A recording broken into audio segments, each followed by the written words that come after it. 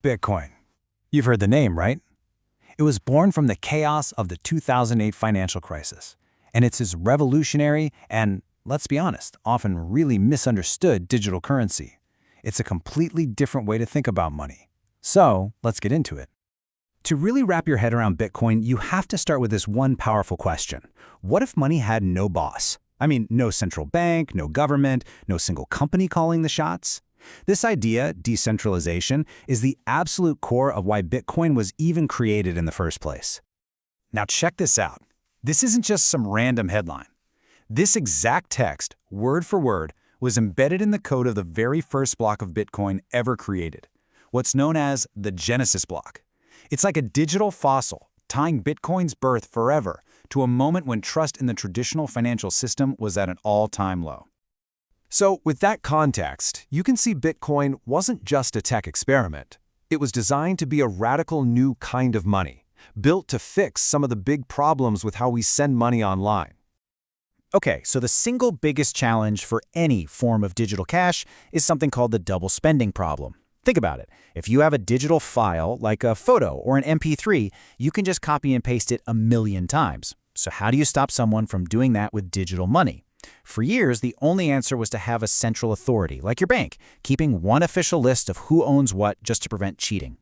And this slide just lays it out perfectly. On one side, you have the traditional system. It's all about trusting intermediaries, like banks, which adds costs, creates delays, and even brings the risk that someone can just decide to block your payment. Bitcoin's vision was totally different, a true peer-to-peer system, a way for me to send money directly to you with no one in the middle, putting us back in control. So the huge question is, how does it actually pull this off without a bank? Well, the answer lies in its core technology, a decentralized ledger. And that ledger is the famous blockchain. Honestly, the best way to picture it is like a community notebook. Instead of one bank having the one official record book locked in a vault, imagine everyone on the network gets their own identical copy of that notebook. Every time a transaction happens, it's written down in every single copy for the whole world to see. It's incredibly clever, because with everyone watching, it's almost impossible to cheat. So a transaction is actually a pretty straightforward process. First, you broadcast your payment out to the whole network. Then, thousands of computers all over the world, called nodes, check it to make sure it's legit. After that, special participants called miners grab your transaction and bundle it with a bunch of others into a new block. Finally, that block gets mathematically locked onto the end of the chain, making it a permanent, unchangeable part of the record.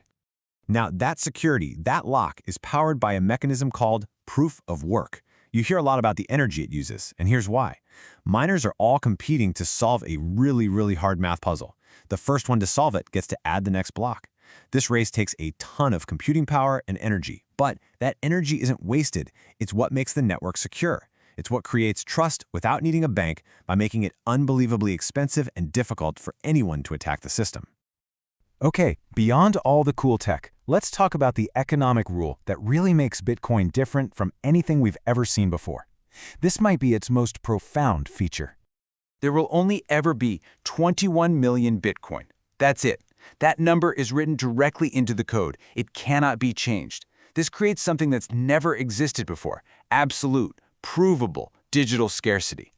And this table really shows you the tale of two worlds. With currencies like the US dollar, central banks can decide to print more whenever they think it's necessary based on policy. The supply is flexible. Bitcoin? Its supply is totally fixed. The rate at which new coins are created is predictable, it's slowing down over time, and it's all enforced by the code, not by a group of people in a boardroom. And this predictable schedule is locked in by an event called the halving. It happens about every 4 years, and it does exactly what it sounds like. It cuts the reward of new Bitcoin that miners get for their work in half. This guarantees that the creation of new Bitcoin slows down over time, making it a disinflationary asset by its very design.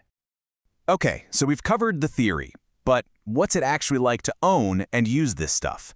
Let's talk about the practical side of navigating the real world of Bitcoin. First thing you need to know, security is 100% your responsibility. Hot wallets are basically software on your phone or computer. Super convenient for making payments, but because they're online, they're more vulnerable. Then you have cold wallets, which are usually little hardware devices. They keep your keys completely offline, making them the gold standard for security, especially if you're holding for the long term. And you absolutely have to understand the risks. The price is wildly volatile. It can swing up or down dramatically.